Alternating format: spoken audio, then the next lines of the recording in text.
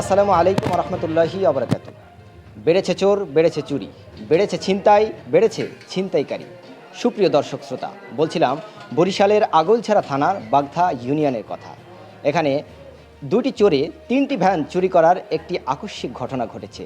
চলুন আজকে আমরা দেখে আসি সেই বিস্তারিত এবং জেনে আসি কারা এই চোর ধরলো এবং কিভাবে ধরলো। সুপ্রিয় দর্শক, এই মুহূর্তে আমরা দাঁড়িয়ে আছি বাগদা ইউনিয়ন পরিষদের ভিতরে, যেই জায়গায় চোর ধরে রাখা হয়েছে।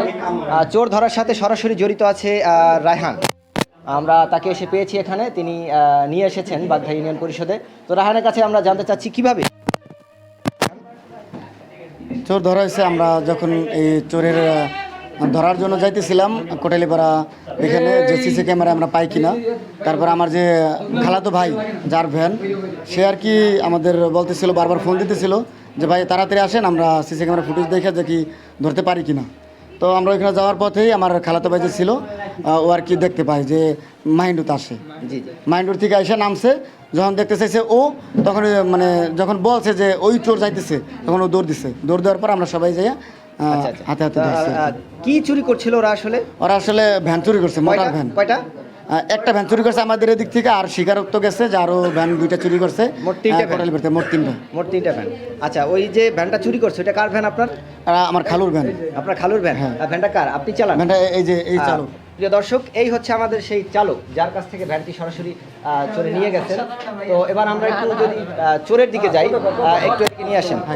এই হচ্ছে চোর, যে হয়তো বা এখন কিছু কথা বলবে না আসলে। এই ভাই, আপনার বাড়ি কোথায়? বাগদা। একটু জোরে বলেন। বাগদা। বাগধা? হ্যাঁ। এটা কি আসলে বাগধা বাড়ি? ওনার আগে যে স্বীকারোক্তি দিচ্ছে তাতে কি বাগধা বাড়ি প্রমাণ হয়েছে কিনা? বাগদা প্রমাণ হয়েছে আর কি, মানে কয়েকজনে বলছে যে বাগদা থাকে না, বাগদা প্রমাণ হয়েছে আর বাগদা বাড়ি আর কি। এ পর্যায়ে আমরা কিছু কথা জানার চেষ্টা করব বাগধা ইউনিয়নের 1 নং ওয়ার্ডের ইউপি সদস্য জনাব ইলিয়াসুর রহমান রিপন মিয়ার কাছ থেকে। আচ্ছা, এই যে চোরটা যে আপনার কাছে ধরে নিয়ে আসা হলো, ইউনিয়ন পরিষদে নিয়ে আসা হয়েছে, এরপরে কি আপনি কোনো স্বীকারোক্তি পেয়েছেন কিনা তার কাছ থেকে? আমি জিজ্ঞাসা করছি, ওর বাড়ি ভাগদা বলছে, কিন্তু আসলে আমি ওকে এখন পর্যন্ত চিনতে পারি নাই বা আমি চিনি না, আমি দেখি নাই আগে কখনো।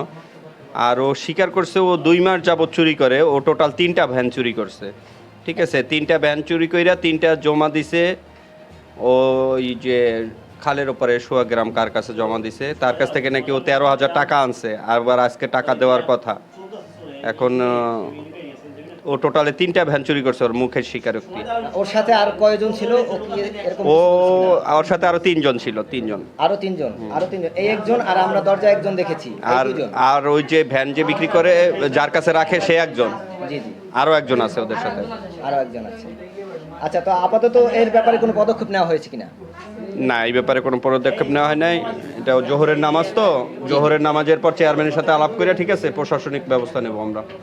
আইন যেভাবে চলে আইনিভাবে ব্যবস্থা নেওয়া হবে। আচ্ছা, এই ভ্যানটা রাখা হয়েছে কোথায়?